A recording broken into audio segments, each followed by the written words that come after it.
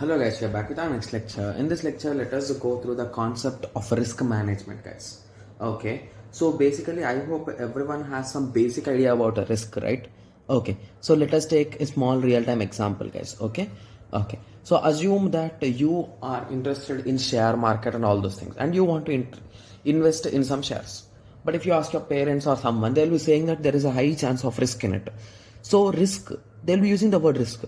So why are they using the word risk? Because in share market, if you invest your money in a wrong share, there is a high chance that you are going to lose your money. So that is the reason why they are saying this as a risk.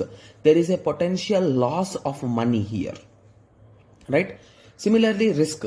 In a risk, if there is any loss, that could be any kind of information, data or anything, so that thing is nothing but risk. So risk is a possibility of something bad happening. So it could also be bad things, right? Yes, an uncertain event or condition that if it occurs has a positive opportunity or negative threat affected in a project or an organization. Okay, so this risk is really dangerous, guys. Okay, yes. So let us now go to risk management. So now you understood risk. So what is managing it, guys? So you are trying to resolve it, you are trying to reduce it, you are trying your best to resolve that risk so that it will not happen. Okay, so it is a process of identifying, analysis and controlling in an organization. Okay, so basically you are trying to analyze it and then control it. That's it. That's the main goal, guys. These are the two topics which we'll be discussing in our future lectures. Don't worry about that. Okay, yes. So risk management. Risk management isn't an individual activity. It requires a professional team with various skills and resources to control and secure it.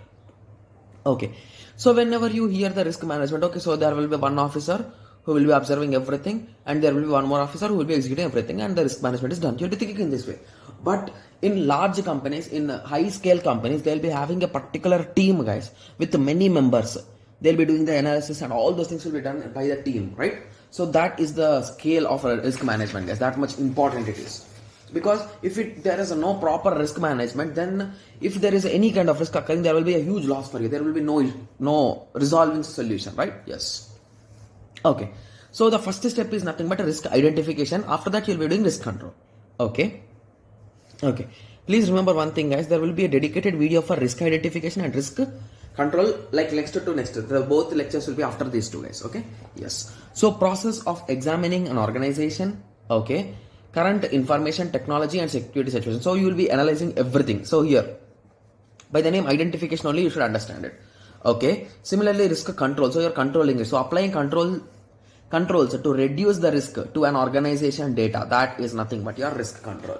Okay. So basically, before going into risk, you should know two things, guys. So you should know about yourself, who you are first of all. Are you a company? Are you an organization? Are you a member? Are you the CEO of a company? Or who are you? And who can attack you? That is nothing but who the attacker is. Know about the enemy. Yes? Okay. So if you take some kind of examples like in companies, so one company and the other company. So this company A and this company B, and they are competing for some project, assume in that way.